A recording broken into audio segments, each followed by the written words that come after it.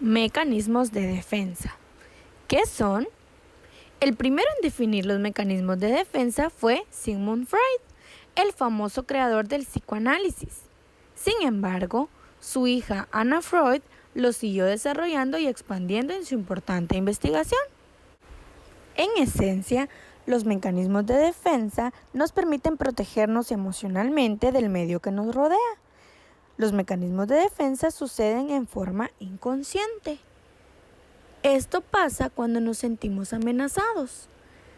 Puede ser que los mecanismos de defensa sean estrategias psicológicas que prevalecen en entornos de alto estrés, cuando dudamos de nuestras habilidades y de pronto nos damos cuenta que nuestras propias deficiencias nos alteramos y nos ponemos a la defensiva para poder preservar nuestro ego. Todos tenemos ese anti-superpoder que a veces hace más mal que bien. Determinar cuál es el tuyo no es para hacerte sufrir. Identificarlo puede ayudarte a superarlo. Así que, ¿cuál es tu mecanismo de defensa? ¿Qué comportamiento adoptas para despejar las sensaciones de ansiedad y así preservar tu ego? ¿No estás seguro? Bueno, vamos a profundizar un poco en el tema y lo averiguaremos. La represión consiste en desviar cualquier cosa y mantenerla a cierta distancia del consciente. Consiste en bloquear los impulsos que pudieran ser dolorosos, conflictivos o perturbadores para el individuo. Por ejemplo, cuando fallece un familiar, a pesar de haber pasado un tiempo, su familia aún habla en presente sobre él. Otro ejemplo de represión es lo siguiente. Aunque me molestó lo que me dijo mi prima, no le expresé mi opinión.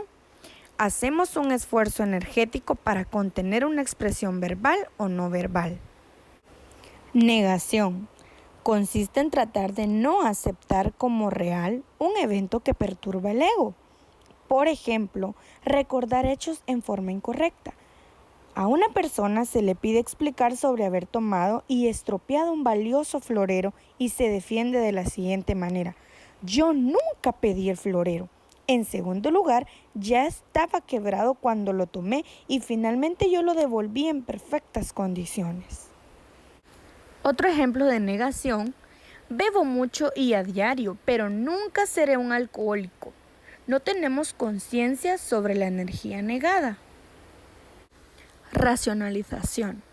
Es el proceso de encontrar razones aceptables para los pensamientos o acciones inaceptables.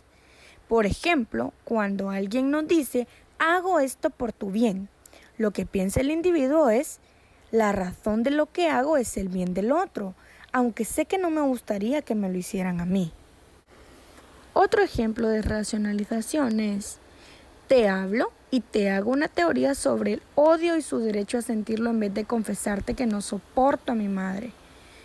Se busca cambiar la perspectiva de la realidad a través de ofrecerse una argumentación convincente. Formación reactiva.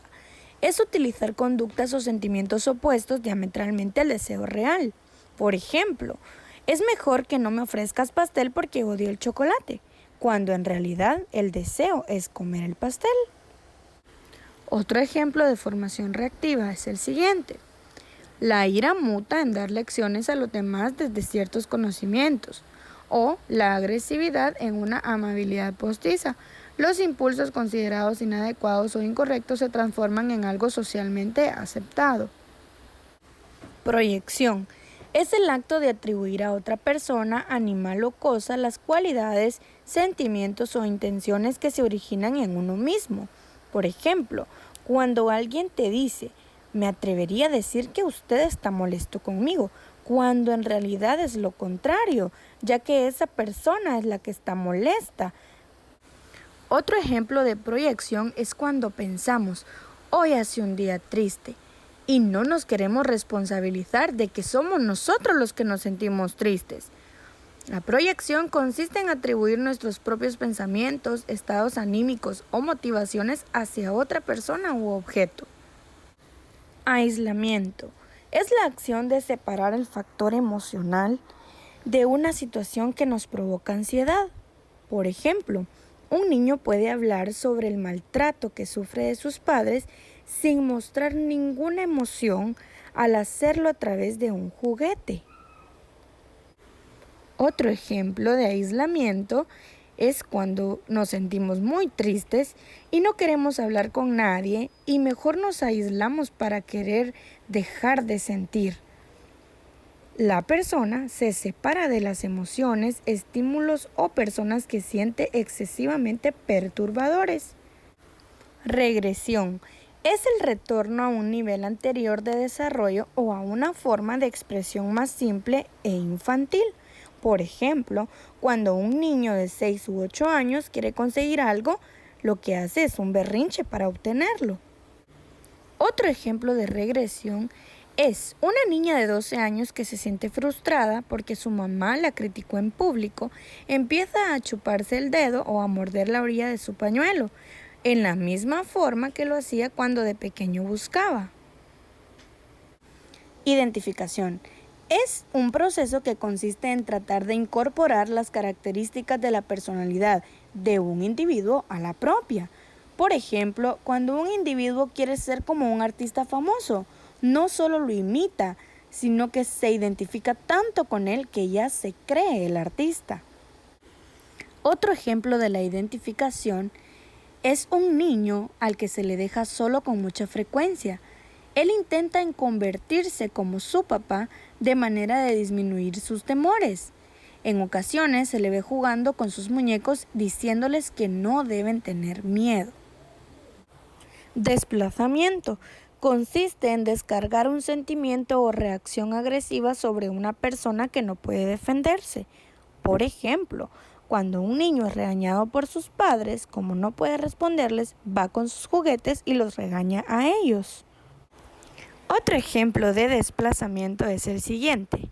Me vienen ganas de pegarle a mi jefe, pero como no puedo, mejor le suelto una patada a una botella o al llegar a casa discuto fuertemente con mi pareja.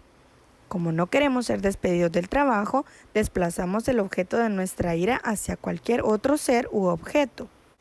Sublimación es transformar impulsos o deseos inaceptables socialmente en aceptables. Es el único mecanismo de defensa que provoca en el ser humano efectos positivos. Por ejemplo, cuando un individuo hace ejercicio para liberar energía en lugar de agredir a otra persona. Otro ejemplo de sublimación sería el deseo de un niño por la exhibición. Puede sublimarse mediante una carrera en el teatro. Recuerda, los mecanismos de defensa son normales. Cuando los usas ocasionalmente pueden ser de ayuda. Sin embargo, cuando tu mecanismo de defensa se convierte en un hábito que repites a diario, es ahí cuando puedes sabotearte. Dejar de depender de los mecanismos de defensa a veces resulta incómodo y difícil, pues requiere que hagas justo lo que estabas evitando hacer, permitirte ser vulnerable. Como cualquier otro comportamiento, el primer paso para poder cambiar es reconocer el problema. Analiza tus pensamientos, emociones, reacciones e intercambios para determinar cuál de los mecanismos de defensa estás usando como muleta. Bien, como tarea tenemos la copia del tema junto a los ejemplos de los mecanismos de defensa que aparecen a continuación. Como fecha de entrega tenemos el miércoles 3 de mayo del 2020.